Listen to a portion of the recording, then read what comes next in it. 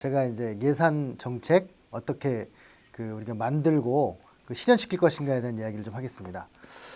저는 일단 이슈를 문제는 항상 어떤 정책을 할 때 이슈를 찾아야 되잖아요. 근데 여기서 제일 중요한 건 뭐냐면 문제의식입니다. 문제의식이 있어야 문제가 보입니다. 문제의식이 없으면 문제가 안 보이거든요.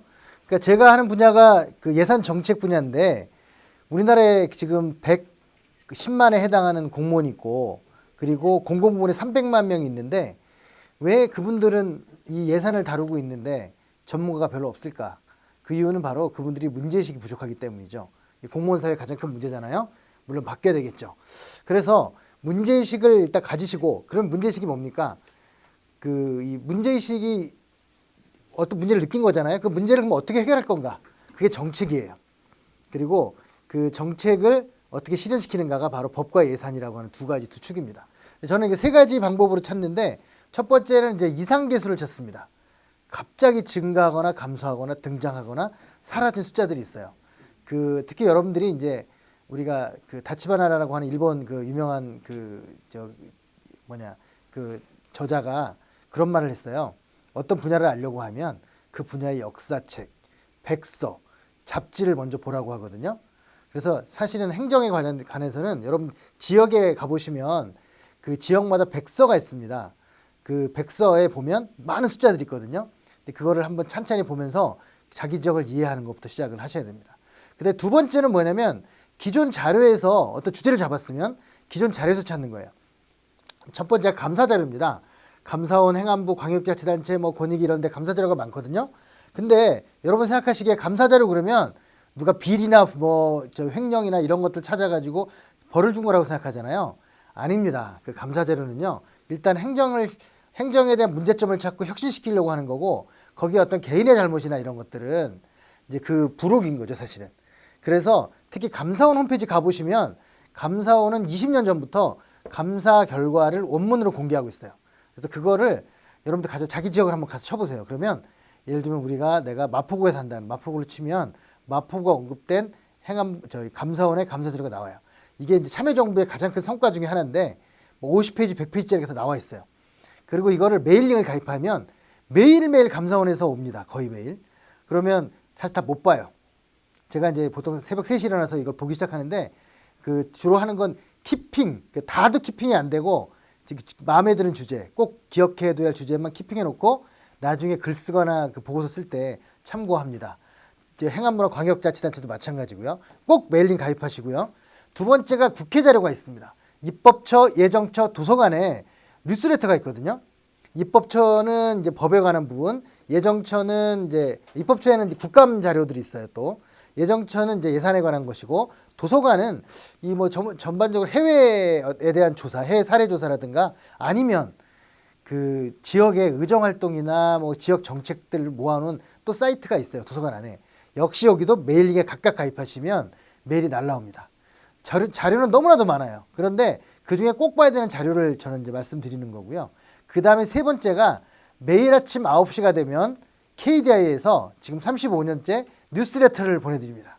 그 뉴스레터를 받아보시면 중앙정부나 공공기관 그리고 연구원의 자료들, 앞에 감사원과 국회 자료 말고 나머지 자료를 보내줘요. 근데 놀라운 것은 우리나라 그래도 아직 모자란 측면도 많이 있지만 좋은 건 뭐냐면 양적인 자료는 많거든요. 이 KDI 자료는 뭐냐면 예를 들면 이번에 지방 소멸 문제에 대해서 국토부가 어떤 대안을 내놨다 그러면 보도자료 3장이 나오지만 뒤에 첨부 자료가 50페이지, 100페이지가 나옵니다.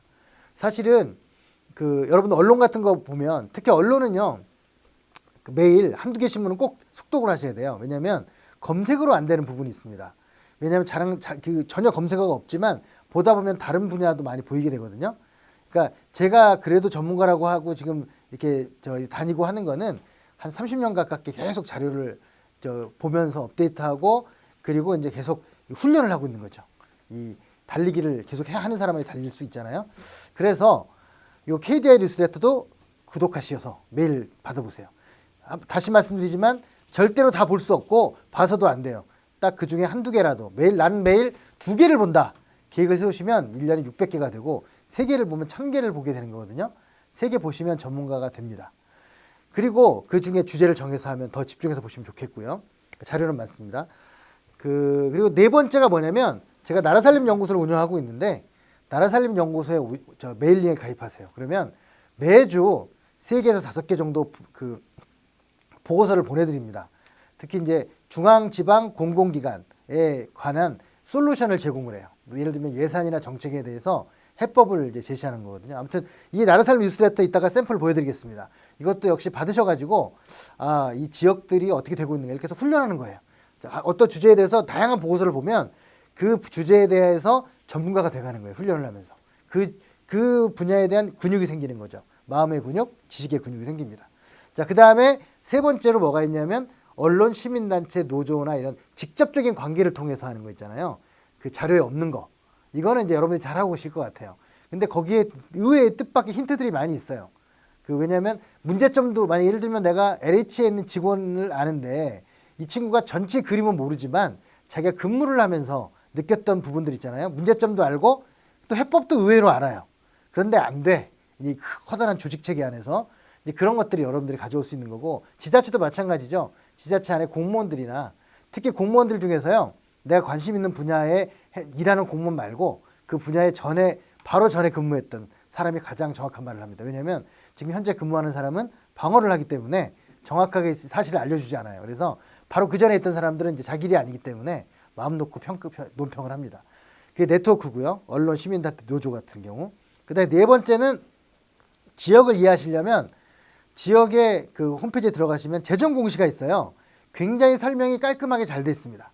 그것이 지금 한 30년째 계속 그 각 지자체마다 2월 달과 8월 달에 재정 공시가 나와요. 그러면 거기에 우리 지역의 뭐 전체적인 재정의 구조도 있지만 우리 지역의 그 특수 공시라고 해가지고 특별한 사업들 그리고 투융자 심사했던 것들 이렇게 나와요. 그래서 사실은 지역을 알 때 재정 공시를 알면 결산서 예산서보다 더 중요합니다. 재정 공시가 결산서 예산서 당연히 봐야 되겠지만 재정 공시를 꼭 숙독하세요. 페이지는 한 4,500페이지 됩니다. 그런데 굉장히 쉽기 때문에 일반 보고서 한 100페이지도 안 된다고 보시면 돼요. 그래서 그걸 꼭 참고하시면 되겠습니다. 그러면 전혀 몰랐던 걸 아시게 됩니다. 그 다음에 이제 결산서 예산서 당연히 보시고 사회조사 보고서라는 게 있습니다. 이게 8월 달이 되면 그 어떤 지역은 2년마다 한 번, 어떤 지역은 매년 하는데 그 통계법에 의해서 강제로 사회조사를 하게 돼 있어요. 그래서 사회조사를 해서 이거를 이제 보고서가 12월 달에 나오고 홈페이지에 올립니다. 이 제도를 만든 이유는 사실은 이제 전 총리였던 이낙연 총리가 만들었는데 그 이낙연 총리가 만드신 거에 제가 큰 일조를 했다고 자부를 합니다. 왜냐하면 옛날 도지사 출마하기 전에 제가 광역은 예전부터 했거든요. 그 행정수요 조사라는 걸 했는데 그걸 들고 와서 얘기를 했어요. 전남 주민들은 뭘 원할 것 같습니까? 어떤 행정수요를 원할 것 같습니까? 그랬더니 당연히 취약적이니까 도로나 놔달라는 거겠지 라고 하셨지만 제가 아니다. 도로는 4등. 교통이죠. 전부 합쳐서 이제 4등이고 3등은 복지였고요. 2등이 교육이었고 1등이 문화였어요. 뜻밖에도. 우리가 왜 이제 그 심리학에도 본 그 욕구의 5단계 있잖아요. 그런 것처럼 우리 소득이 높아지면 욕구가 달라집니다. 그래서 전남에 있는 지역 주민도 서울에 있는 지역 주민과 똑같은 욕구를 가지고 있는 거예요. 그래서 결국은 그것 때문에 많은 덕을 보셔가지고 그 전라남도에다가 그 50석짜리 작은 영화관을 20개 만들었습니다. 그중 10개가 요즘 어떻게 되는지 모르겠는데 첫 해에는 10개가 흑자였어요. 그러니까 이제 그걸 보고 이게 주민들이 뭘 원하는지를 조사하는 거거든요. 사회조사 보고서가. 그래서 이거를 이따 또 나올 텐데요. 저희 자세히 보시면 우리 지역에 어떤 게 특징이 있는가.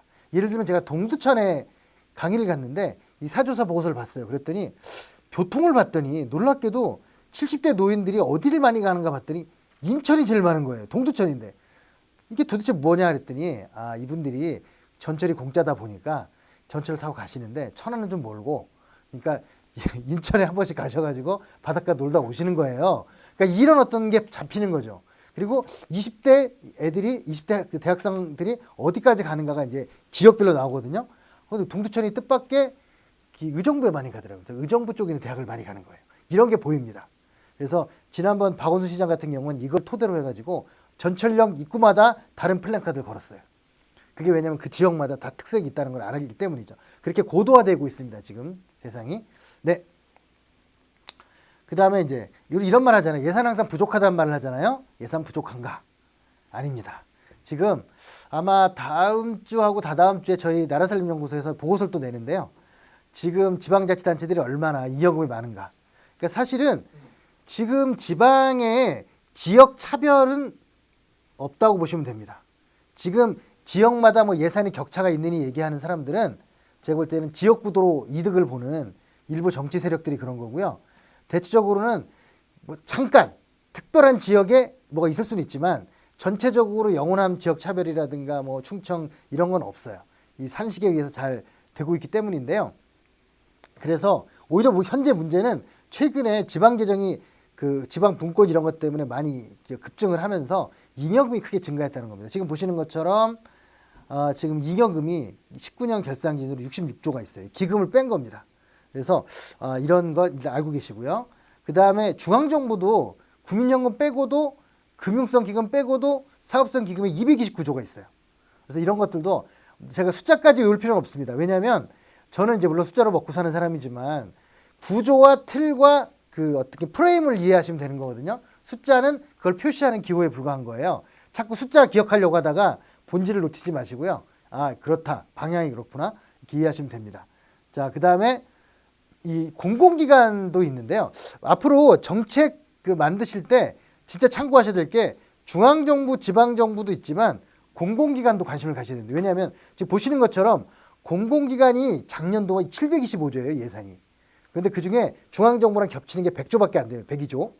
그러면 나머지는 공공기관 자체 수입과 결산이거든요. 그러면 예를 들면 이런 거죠. 수자원공사가 5조를 써요. 그런데 수자원공사가 그러면 누구랑 어떤 일을 하는가? 수자원공사가 무려 3만여 개가 되는 저수지나 이런 거 다 관리하거든요. 그랬을 때 수자원공사 사장님 만나는데 그러더라고요. 그 수자원공사 가지고 있는 그 물에 관련된 저 수면에 8%만 채우면 우리가 저기 그 고리 원자력 발전소 정도를 대체할 수 있다 이러는 거예요. 물론 8% 쉽지 않은 일이지만 저는 18이나 28이 아니라 8%라고 하는 게 굉장히 놀라웠습니다. 근데 그런 사업들을 할 수 있는 준비가 돼 있는 거예요. 이 공공기관들이 한전이면 한전, LH면 LH 뭐 다 있거든요. 그래서 여러분들이 앞으로 만약에 지역 정책을 하실 때는 중앙정부 공모사업에 이런 것도 중요하지만 공공기관들도 한쪽에 중요한 파트너가 될 수 있다 이렇게 생각하시면 좋겠습니다. 자, 그 다음에 이 민선 7기가 이번에 지금 요 강의 들으신 분들은 요번에 한번 지금 현재 민선 7기를 한번 어떻게 평가를 할 수 있지라고 생각하신다면 올해가 가장 좋습니다. 왜냐하면 항상 그 정책은 결산이 중요한데 올해 결산은 내년 선거 끝나고 나와요. 결국은 작년 결산 기준으로 올해 발표되는 자료가 현 단체장이나 현 민선 7기를 평가하는 기준입니다. 지금 지역마다 지금 공천심사 막 열심히 좀 하고 있는데요. 저도 지금 몇 군데 막 그 SOS를 치는 단체장들 가서 도와주고 있는데 이미 늦었어요. 이미 이제 다 끝난 거. 그래서 이제 마음의 준비하시라고 저는 주로 얘기를 하는데 작년에 했었어야 되는 거예요. 작년까지. 왜냐하면 17년에 전직 단체장의 성적이 있다면 18, 19, 20, 3년 후 지금 어떻게 돼 있는가를 보여주는 겁니다. 여기서 지금 가장 이슈가 되는 게 잉여금이에요. 첫 번째. 이제는 내년부터는 잉여금이 많으면 교부세를 삭감합니다. 정부에서. 그것도 큰 규모로. 왜냐하면 돈을 줬는데 못 쓰잖아 너네. 그럼 쓸 일이 없겠네 하고 줄여버리는 거거든요. 그 다음에 지금 또 하나 이슈가 되고 있는 게 문제는 사업들이 안 없어진다는 거예요. 관선 때부터 있던 공약사업, 민간위탁, 보조사업 이런 게 안 없어져요. 이걸 줄이라고 계속 얘기를 하는데 안 해요. 그래서 하고 있는 지자체들이 있어요. 정말 그런 분들이 능력 있는 단체장들이거든요. 저는 알고 있죠. 어떤 사람이 능력이 있고 어떤 사람이 흉내만 내고 어떤 사람은 아예 관심이 없는지를 잘 알고 있는데 아무튼 그런 것들을 보시려면 이런 기준을 몇 가지 보시라는 거고 그랬을 때 제가 보면 좀 관심을 가질 게 우리 지역에서 그러면 정책을 잘 하고 있는 거야 했을 때 판단하는 여러 기준 중에 하나가 뭐가 있냐면 생활 SOC, 도시재생, 그린뉴딜 이런 것들이 이게 뭐냐면 현 정부가 지금 뭐 집중적으로 하고 있는 그 공모 사업, 지방 정책이 이 세 가지입니다. 생활 SOC, 도시재생, 그린뉴딜이에요. 뭐 다 좀 잘 안 된 것도 있고 막 그렇긴 한데 다만 이게 지역마다 차이가 굉장히 커요. 예를 들어 재작년에 시흥시가 15억인데 화성시는 500억이에요. 이게 뭘까요? 이제 이렇게 골고루 나눠주지 않습니다. 의지가 있고 계획을 잘 세우고 그리고 공무원들이 준비가 잘 된 곳 곳에 지원을 더 많이 해줍니다. 저 같은 사람이 심사위원으로 가서 잘 되고 있는 곳에 이제 몰아주는 이런 경향이 높아졌어요. 옛날에 공무원들이 심사하면 이러지 않죠. 골고루 나눠줘서 문제가 안 생기게 할 텐데 아무튼 그런 것도 한번 지역에서 분리해 보시고요. 그 무엇보다 중요한 건 저는 지표 관리인 것 같아요. 숫자로 봐야 한다. 예를 들면 이런 거거든요. 지금 사거리하고 회전교차로가 있습니다. 교통사고가 어디가 많을 것 같습니까? 사거리가 2배가 많아요. 그런데 이 결과는 이미 40년 전에 시범사업으로 다 알려졌어요. 근데 지금까지 그게 진행이 안 됐거든요. 회전교차로가 아직도 별로 없잖아요.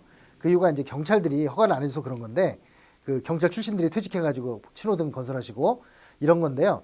문제는 그래서 이제 행안부가 경찰도 있지만 안전도 있기 때문에 이게 집중적으로 합니다. 그래서 이제 이렇게 예산을 많이 따가는데요. 문제는 뭐냐면 그래서 회전교차로를 몇 개 만들었느냐가 중요한 게 아니라 그래서 사고가 얼마 줄었는가. 우리 저 교통사고 얼마 줄었다.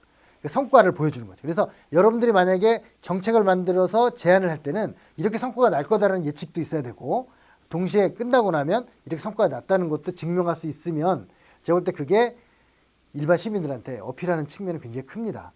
제가 이제 모시에 얼마 전에 갔는데 이 KT랑 해가지고 1년에 거의 한 30억씩 써가지고 이 CCTV 시스템을 만든 거예요. 그래서 우리 그걸 구축했다 하고 자랑을 하고 있는 거예요. 그래서 그 시장님이 공천심사로 가시길래 아니 그 예산을 쓴 게 무슨 중요한 거냐.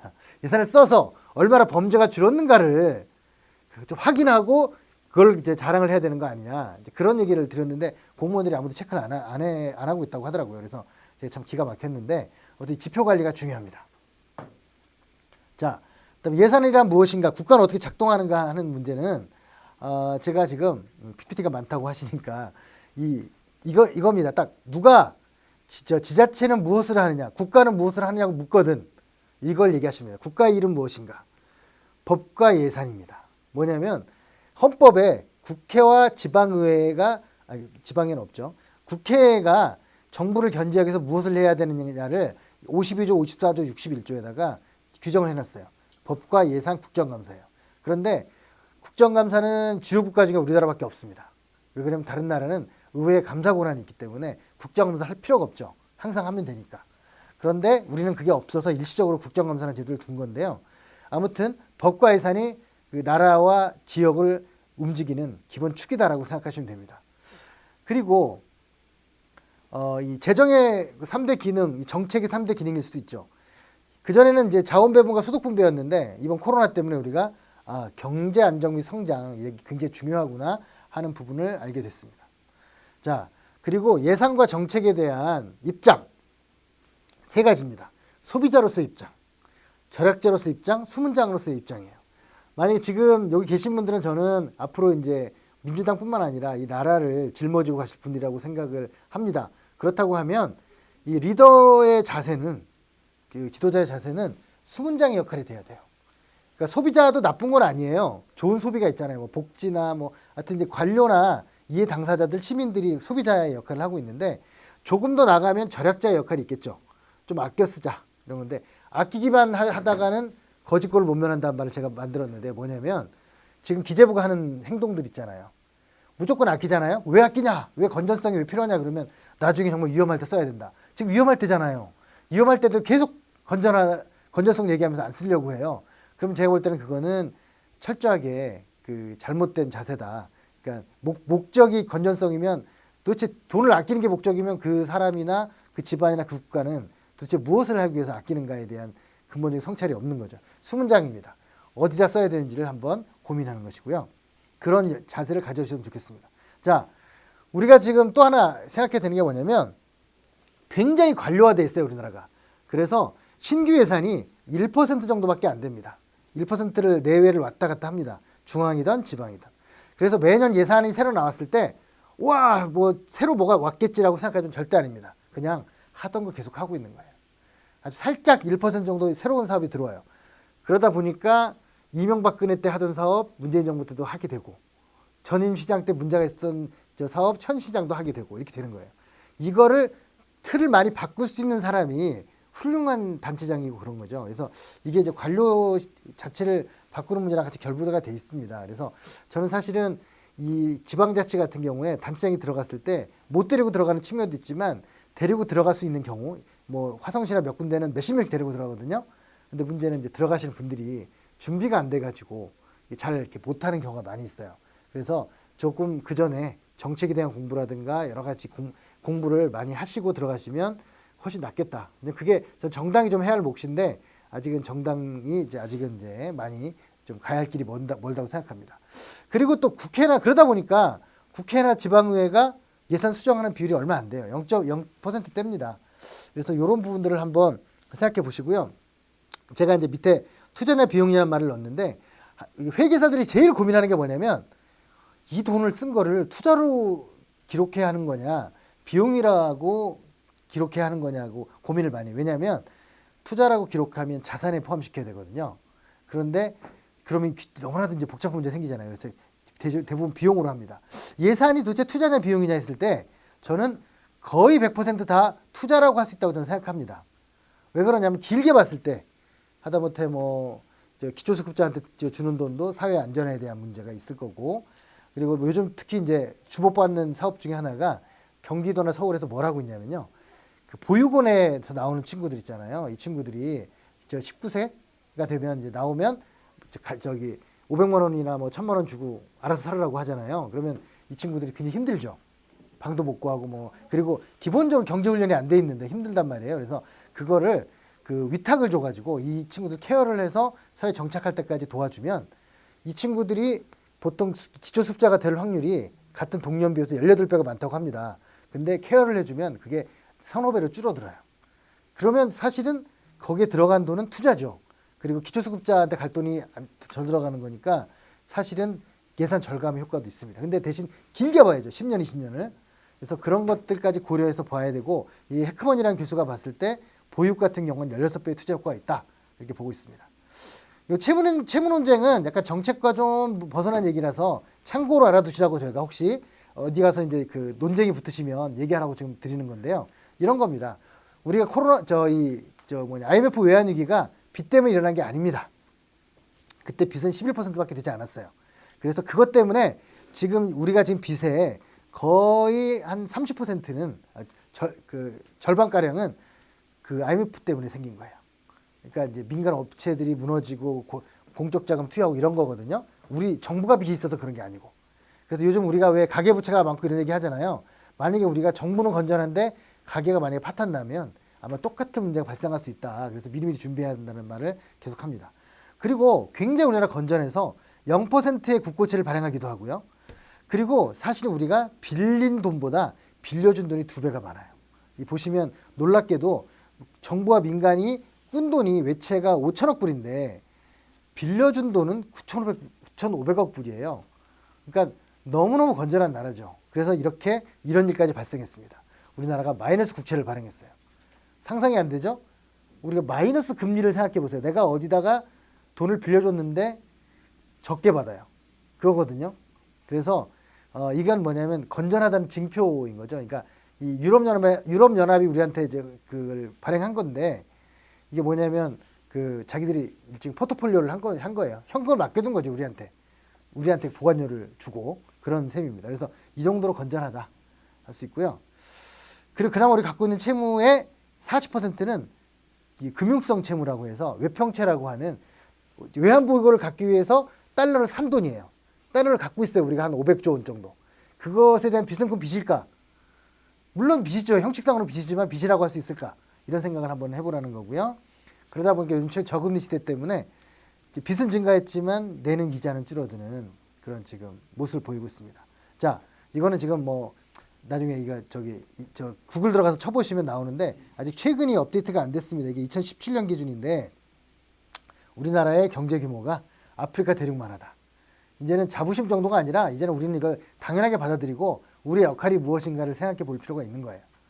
자, 예산 과정 이제 중요한 걸로 넘어가면 그 중앙과 지방의 예산 결산 과정이 있습니다. 그런데 우리는 9월 달에 예산서가 나오면 그때서야 막 예산에 관심을 갖죠. 거기서도 또 관심을 안 갖고 있다가 국회가 또 11월이나 돼야 예산 심의를 하거든요. 국정감사 끝나고 그때야 돼서야 이제 예산에 관심을 가져요. 그래서 제가 정말 답답해요. 왜냐하면 예산이 1월부터 예산이 편성되기 시작했거든요.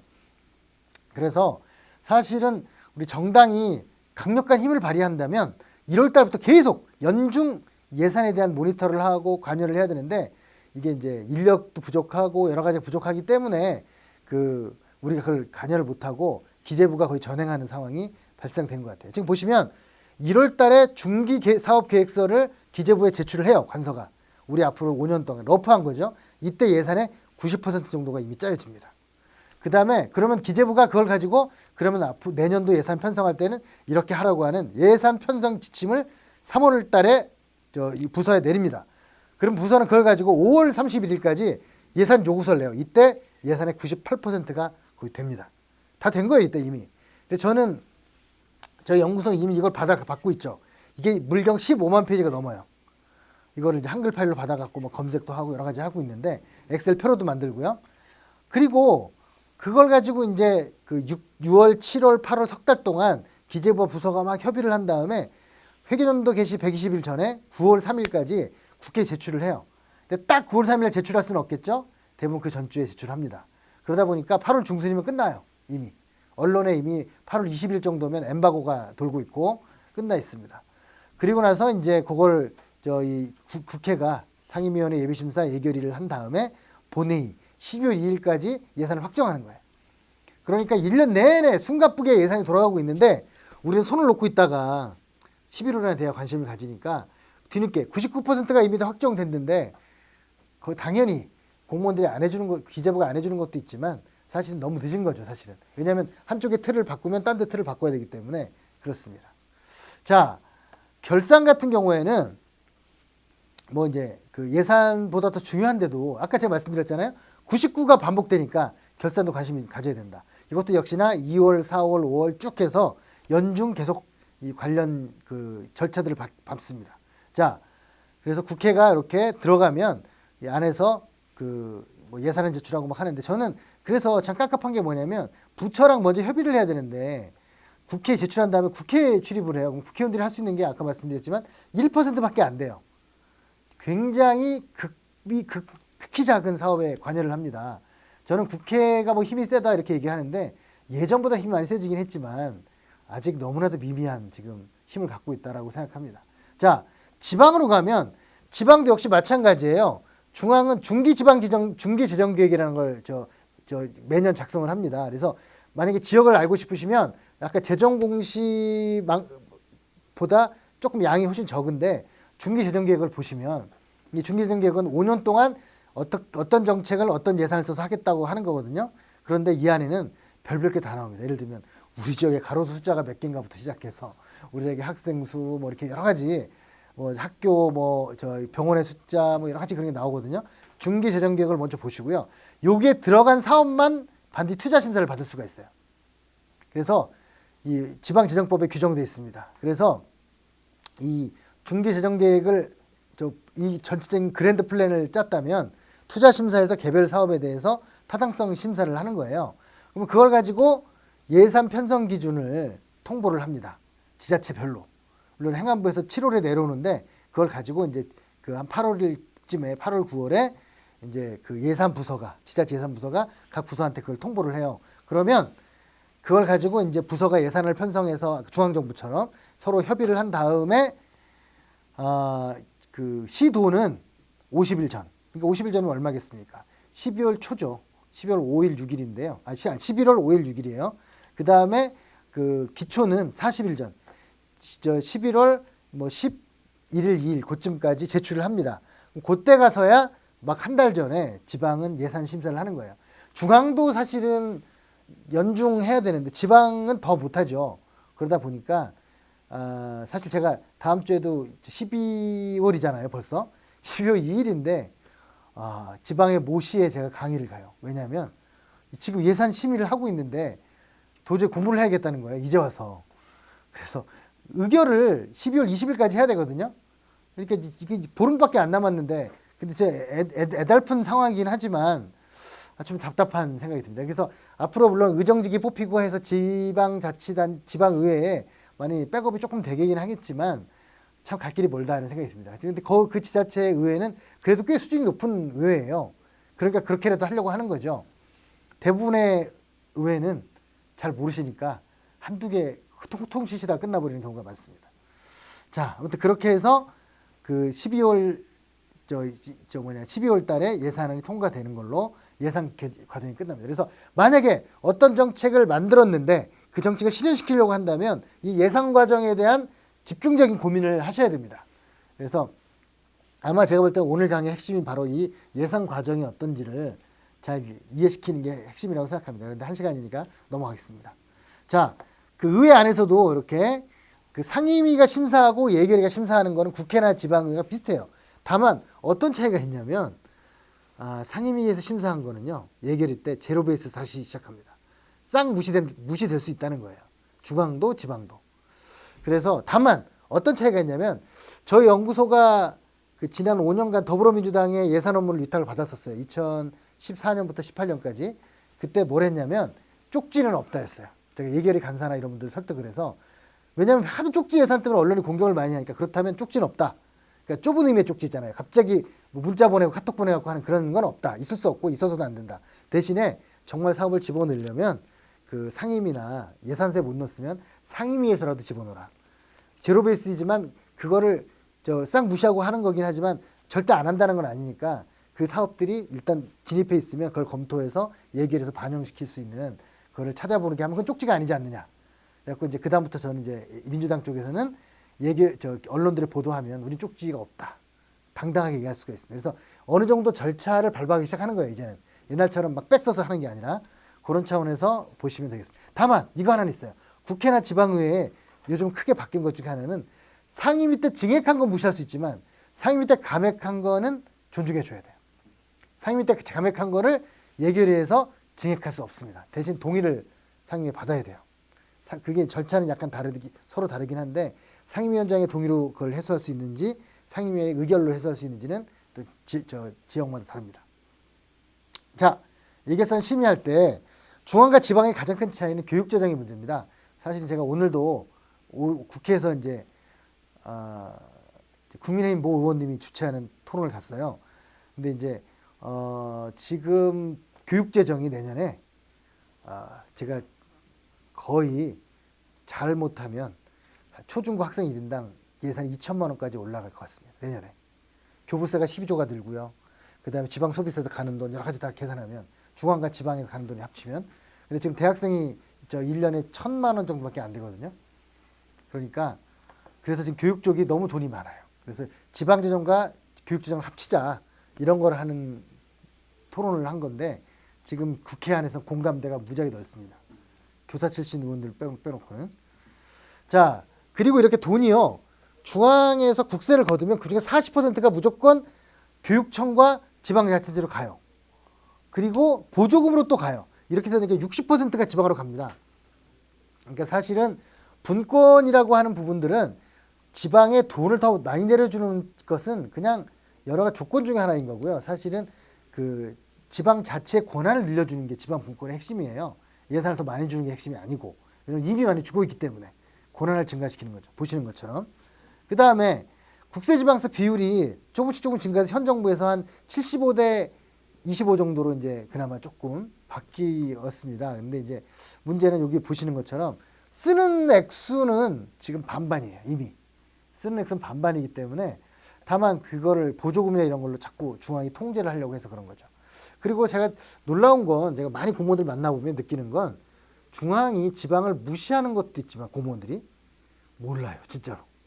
그래서 저는 앞으로 대통령 이렇게 하시고 할 때 고시 합격하고 5급 공무원이 되면 2, 3년 정도는 의무적으로 지방에서 근무하게 하는 걸 해야 될 것 같습니다. 기본적인 구조나 기본적인 이해가 없어요. 그러니까 착각을 해요. 그러니까 어떤 면에서는 지방의 형편을 이해해줘야 되는데 이해를 전혀 안 하거나 이해해주지 않아도 되는 것도 이해를 너무 많이 해주는 그런 문제가 있습니다. 그래서 지금 좀 한번 봐야 되고요. 그래서 서울 같은 경우에는 서울은 이제 5급 합격자가 많으니까 반드시 한 1, 2년은 자치구로 보내요. 그래서 자치구와의 그런 걸 알아요. 근데 중앙은 그런 게 없어요. 없어졌어요. 참여정부 때 좀 있다가. 자, 재정의 가장 큰 문제가 이 복잡하다는 거예요. 할거주의. 칸막이가 있는데 칸막이 너무 많은 거죠. 지금 이 복잡한 걸 이해하시겠어요? 이게 어디 나온 거냐면 기재부에 가면 열린재정이라는 사이트가 있어요. 우리나라 정부의 약 8,000개가 넘는 사업들이 현재 어떻게 지금 진행되고 있는지를 보여주는 우리나라에 굉장히 좋은 사이트가 많이 있습니다. 자, 예를 들면 칸막이 또 이런 게 있는 거예요. 최신 공무원들이 파업을 했는데 1,000억만 지원하면 되는데 돈이 없다는 거예요. 근데 문제는 우체국 다른 칸막이들, 우편사업특별회계, 우체국 이런 데서는 돈이 많아가지고 1년에 조 단위의 돈을 지금 계속 남겨서 기금에 적립하고 있습니다. 자, 넘어가고요. 지금 시간이 없으니까. 자, 예산 혁신 방안. 우리가 사업을 생각하실 때 새로운 사업을 만드시는 것도 중요하지만 기존 사업에 대해서는 한번 목적이 뭐였는가를 한번 검토할 필요가 있습니다. 목적이 여기 나오는 것처럼 우리는 교통을 좀 더 이게 관대리라고 하는 말이 좀 돌아서 가니까 조금 빨리 가는 걸로 이제 다리를 만들자. 그랬는데 막상 다리를 만드니까 땅값이 12배가 올라가서 주민들이 떠나버렸어요. 한 40가구든 30가구가. 그러면 예산 낭비 사례죠. 우리는 정책을 그렇게 봐야 되는 거죠. 이 목적이 뭐였냐? 땅값이 아니잖아요. 마을의 지속 가능한 발전 아닙니까? 마찬가지로 그 매몰 비용 있잖아요. 지금 들어간 돈이 얼만데라는 말에 대해서는 여러분들이 한번 지역을 혁신하시려면 앞으로 들어갈 돈이 얼만데로 얘기를 해야 됩니다. 이 매몰 비용이 뭐냐면 들어간 돈이요. 지금까지 묻어버리고 가야 되는 돈인 거죠. 자꾸 이게 아까워가지고 앞으로 돈을 계속 더 묻게 되는, 도박을 할 때도 우리가 빨리 포기할 때 포기해야 되잖아요. 그런데 지금 그런 상황이라는 거고요. 그 다음에 이런 것도 한번 생각해 보셔야 되는데 서천군의 희망택시가 굉장히 유명해서 뉴욕타임즈까지 나왔습니다. 한국엔 이런 나라가 이런 곳이 있답니다. 100원만 내도 택시를 타고 1,000원만 내도 타는 곳들이 있답니다. 지금 거의 모두 지자체에 이 택시 100원 택시, 1,000원 택시가 있거든요. 서천은 예산 절감 사례인데 아산은 예산 낭비 사례예요. 왜 차이가 있냐면 서천은 적자를 보던 버스 노선들을 많이 없애버렸습니다. 그래서 그 적자를 메꿔주던 돈을 택시로 쏟아부은 거거든요. 그런데 아산은 못 없앤 거예요. 그러니까 돈이 더 들어가는 거잖아요. 물론 주민들의 복리는 조금 증진됐지만 그거는 이제 바람직한 일이 아닌 거죠. 그래서 이거를 해결한 게 신안군 버스 공영화 사례인데 신안군에서 무려 47,000명인데 버스 회사가 14개 있었답니다. 왜 14개가 있겠습니까? 버스 노선권은 상속이 가능합니다. 이게 이재명 지사가 남경필 지사와 싸웠던 가장 큰 사건이에요.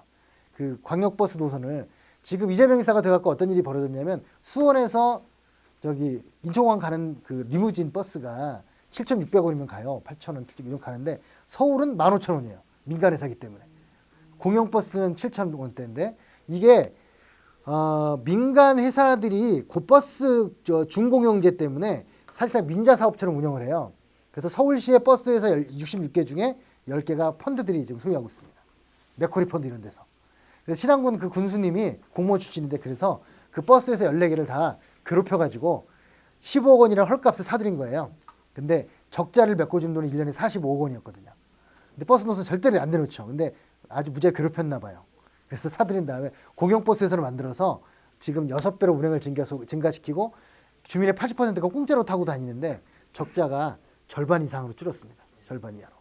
그러면 정말 예산도 절감하고 주민은 거의 10배 이상의 복리 효과를 누리는데 되는 거잖아요. 그래서 예산이라고 하는 게 어느 분야에 쓰는 게 중요한 게 아니라 어떤 방식으로 잘 쓰는가가 중요한 거거든요. 앞으로 이 문제에 대해서 한번 고민을 해주시기 바랍니다.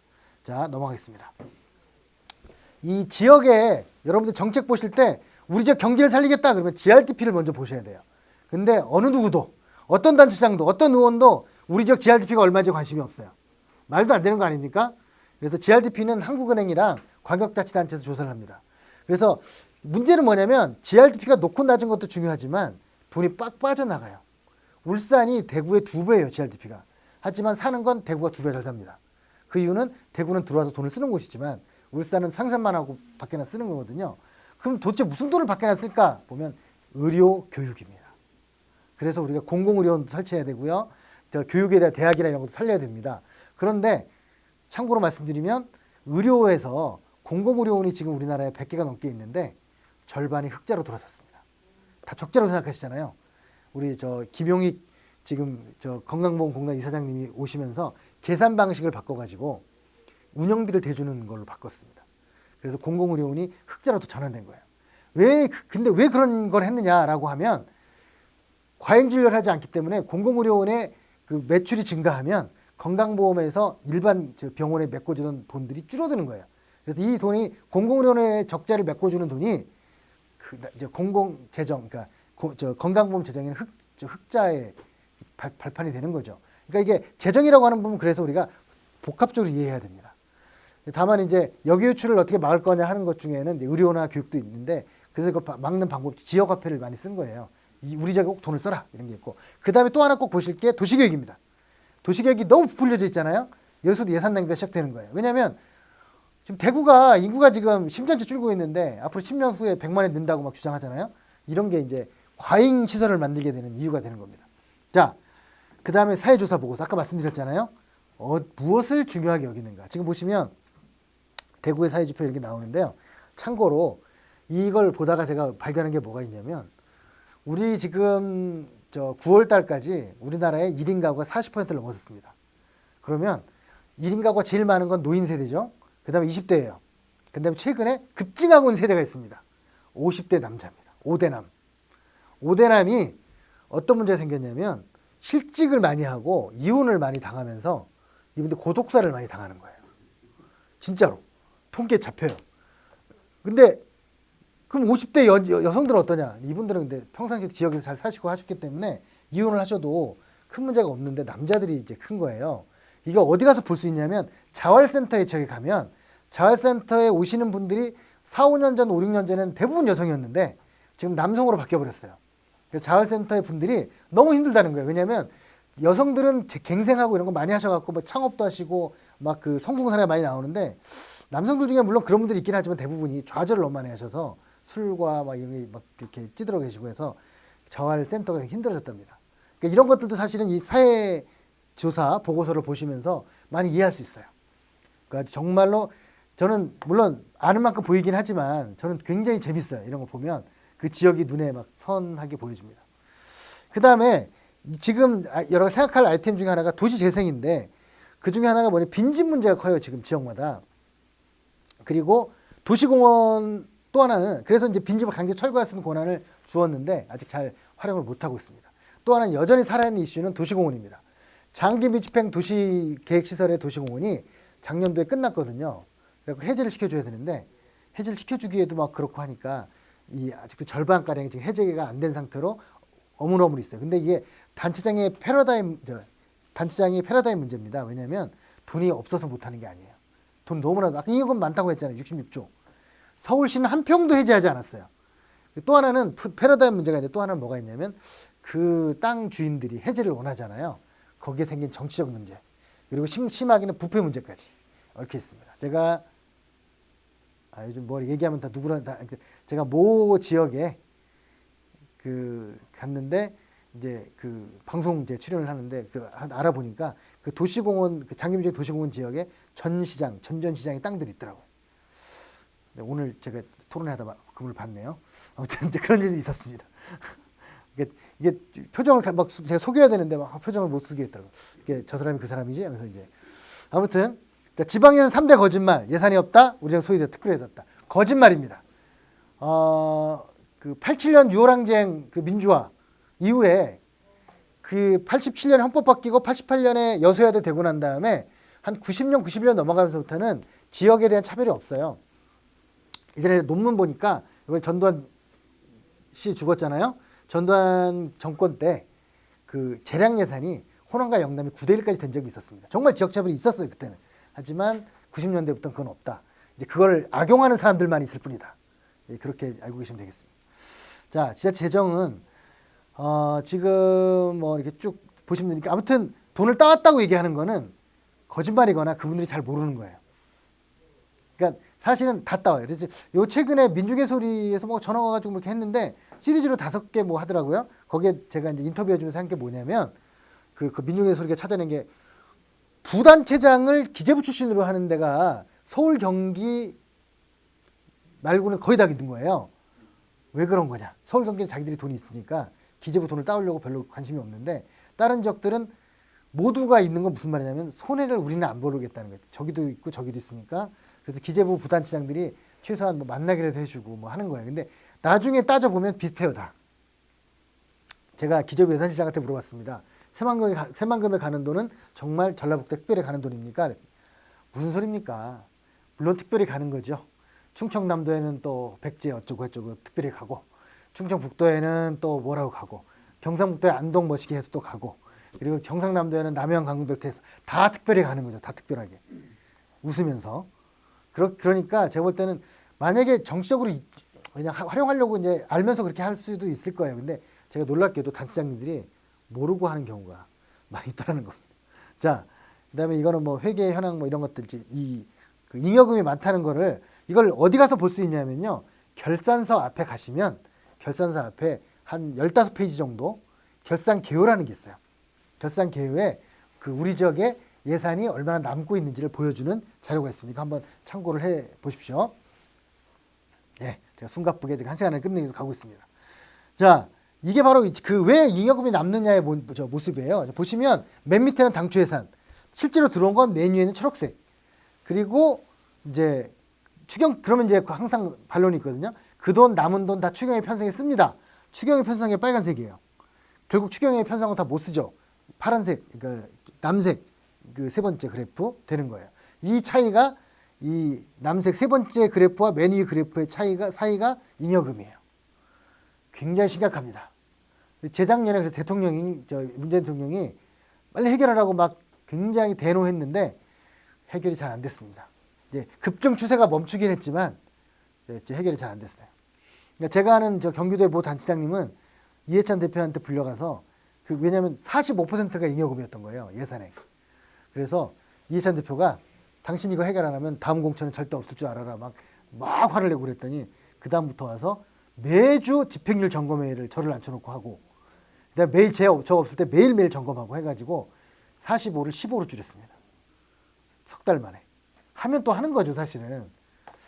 자, 그 다음에 그 잉여금 발생할 때 지역마다 굉장히 차이가 있는데 예를 들면 여러분들은 전국의 지자체가 비슷하게 할 거라고 생각하시잖아요. 아니에요. 예를 들면 계속비 제도라는 게 있습니다. 이게 뭐냐면 뭐 1,000억짜리 사업을 5년 동안 한다. 이게 계속비 사업인데 놀랍게도 제가 남원에 갔는데 남원시에 계속비 제도가 없다는 거예요. 그래서 에이 무슨 말 하냐. 저 분명히 거짓말 하는 거야 하고 제가 찾아보니까 진짜 없는 거예요. 놀랍게도 우리나라 한 10군데 정도가 계속비 제도를 운영하지 않아요. 남원, 마포, 서울시 이런 데가. 예산 총칙에 다 없음 하는 거예요. 그러다 보니까 어떤 일이 벌어지냐면 서울시가 작년 결산이 40조인데 2월금이 1조밖에 안 돼요. 2%밖에 안 되는 거죠. 근데 전체적으로 전국 평균이 13%예요. 2월이.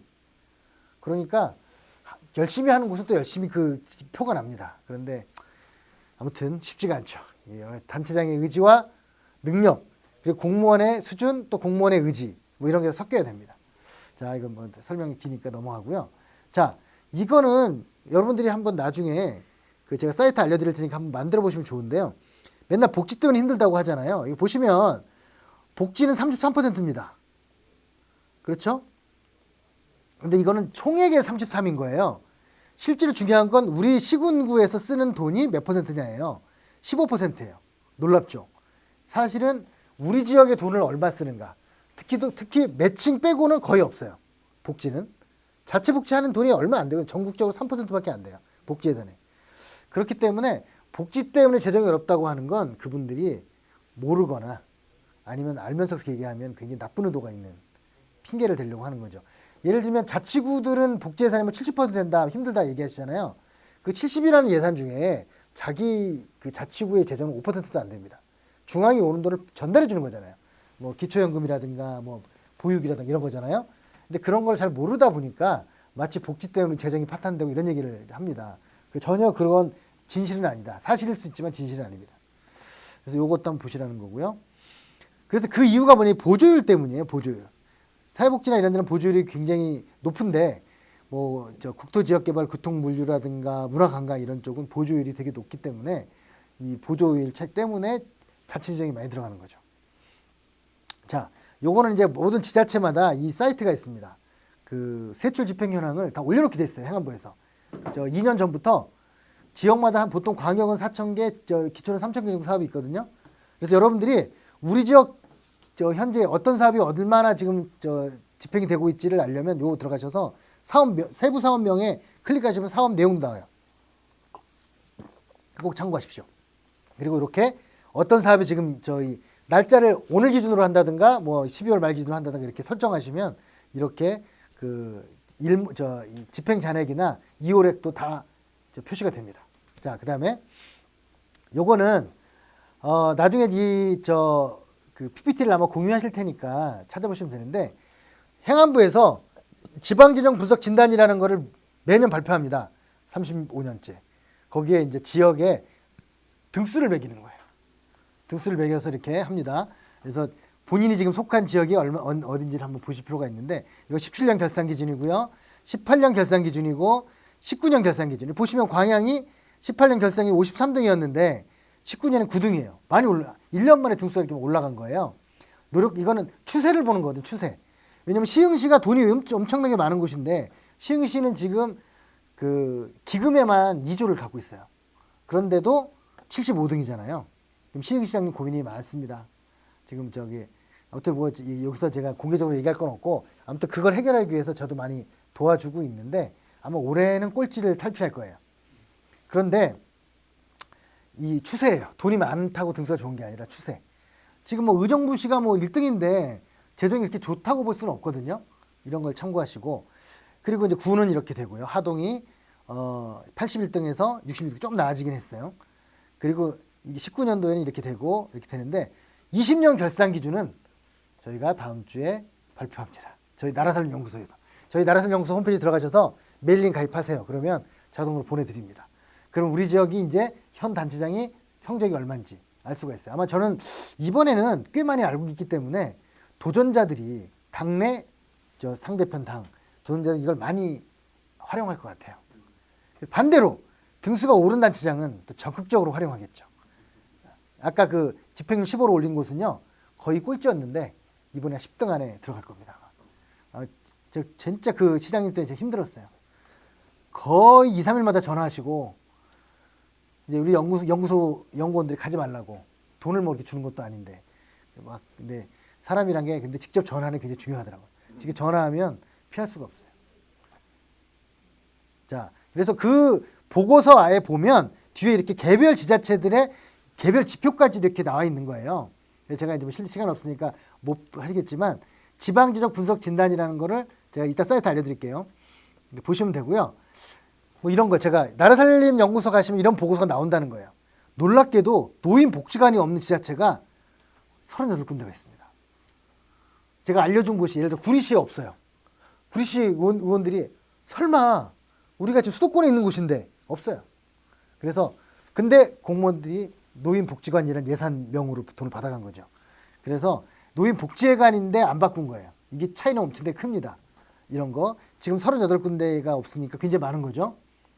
강진군도 없고요. 몇 군데 있어요. 보고서 받으시면 다운 받으시면 알 수 있겠죠. 243개 다 조사했습니다. 그다음에 생활 폐기물에 관련돼서도 지금 막 조사를 하고 평가를 해서 주민들이 가장 민감한 부분인데 이걸 아예 신경 안 쓰는 곳이 있고 굉장히 시흥같이 열심히 노력하는 곳이 있습니다. 이것도 저희가 다 조사를 했습니다. 그다음에 필수조례가 있어요. 이 조례가 굉장히 중요합니다. 예산이나 정책을 할 때. 근데 조례를 법에 맞춰서 바꿔야 되는데 안 바꾸고 있는 곳들. 지금도 보시면 최고가 87%니까 거의 안 하고 있다. 이렇게 보시면 되고요. 자, 교부세 돈을 안 쓰면 교부세 페널티가 간다. 이런 내용들이고 그리고 금고에 돈을 맡겼는데 이자율이 2%인 곳도 있는데 0%인 곳도 있는 거예요. 굉장히 차이가 큽니다. 이것도 한번 제가 시간 되면 이것만 갖고도 1시간 얘기할 수 있는데요. 넘어가겠습니다. 균특을 어느 지역이 얼마를 받고 있는가 이런 것도 있고요. 이제 아무튼 제가 이제 마지막으로 그러면 이 사이트를 알려드리는데 이 지방재정 365라는 사이트에 들어가시면 이 아까 말씀드린 이 표나 이런 걸 다 여기서 알 수가 있어요.